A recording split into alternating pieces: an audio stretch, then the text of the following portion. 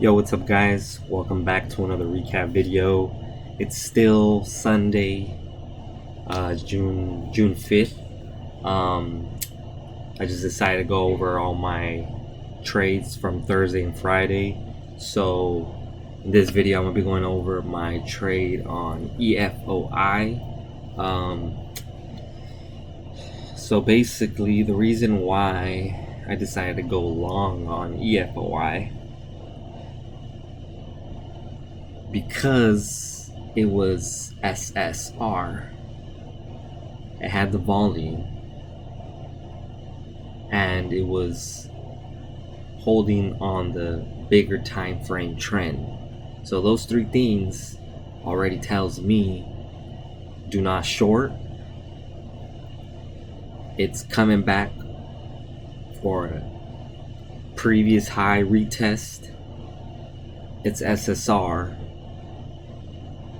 and it has volume, and it's one of the only gappers, one of the main gappers of the day, top main gappers.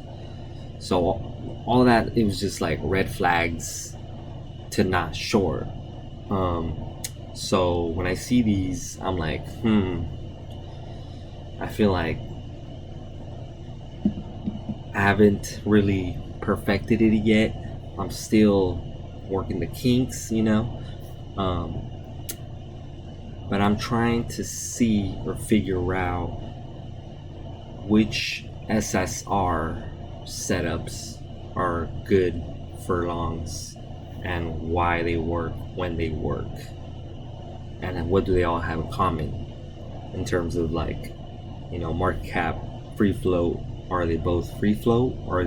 Is that why they can squeeze? Because low float plus SSR, short squeeze kind of thing.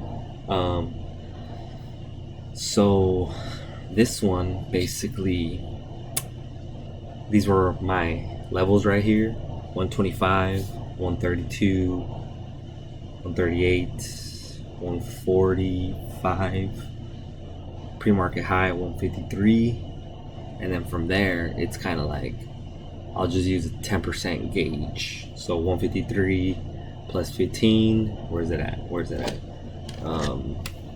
put us? 173. So at 173, that's basically 10% from pre-market high, and then that's kind of where it stalled out initially, but then it does end up going higher later on after it kind of retraces back down to like 150, and hits like 180s or something. But basically 173, 10% from pre-market high is the reasonable sell zone, if that makes sense. So in this case right here, I started off long after it never broke below 130, which I initially had orders to jump in at 130 and 125 and then add as it, held support here if it did. But it ended up making new low. So it hit 145, failed to hold, hit new lows. It broke below that pre-market support, the first one, not the 125. And then I just kind of was focusing on another trade, but then I saw this come back and I saw the volume was still there. So I was like, you know what? This was the move that I was looking for. So I decided to get back in, and then at this point I was like, you know what? I'll risk like 135 if I have to. But at this point, basically started squeezing, volume came in, and then once it got near that pre-market high, I started selling, scaling out. 1, 2, 3, 4, 5, 6, 7, 8, 9. Probably like, so 9. So 10%, and then maybe 20% on one hit. So yeah, that was basically the squeeze that I was looking for on this trade. But still could have done it. Could have waited for that dip too, or expected that we could have made a new low, trap shorts, and then squeeze them back up higher. But yeah, overall, I liked how this one kind of played out. It was an interesting one. But look, let me show you how the bigger time frame trends is a big part of this.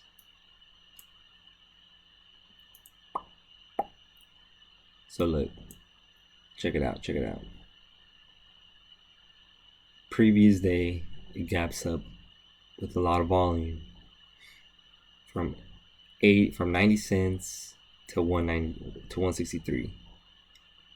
It falls after hours, pre-market, weak volume, and it just kind of stayed here, but it never broke. It never broke below 1. And then this day, when it was SSR, and it was day 3.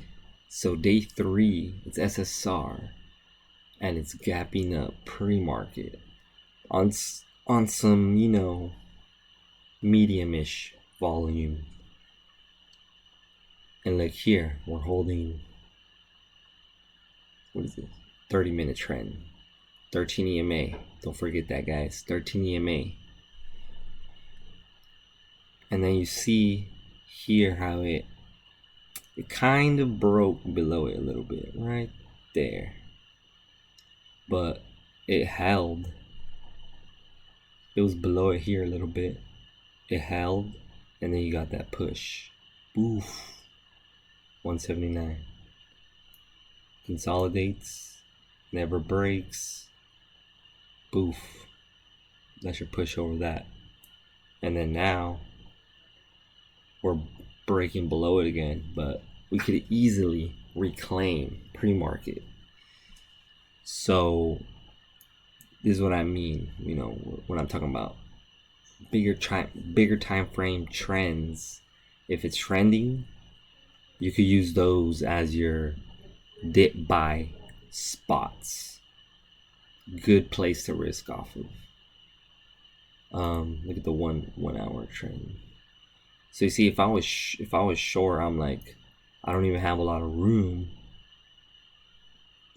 for a potential profit, because this bigger time frame trend is right here at 125. So it's like, okay, if I short at 135, 145 for a move to 125, it's like, it's not really there for a short, especially because you have 154 and 164 as previous highs, where it's like we could possibly break over those highs, because there's going to be shorts risking those highs, therefore creating the squeeze effect. So yeah, that was the EFOI. That's why I longed the EFOI. This is just not a short. But yeah, that's pretty much it for EFOI. You guys have any questions, comment down below. Hit me up in my Discord. I'll post a link in the description below in case you want to join that. And don't forget to subscribe to the channel if you haven't already. And I'll see you guys on the next one. Peace.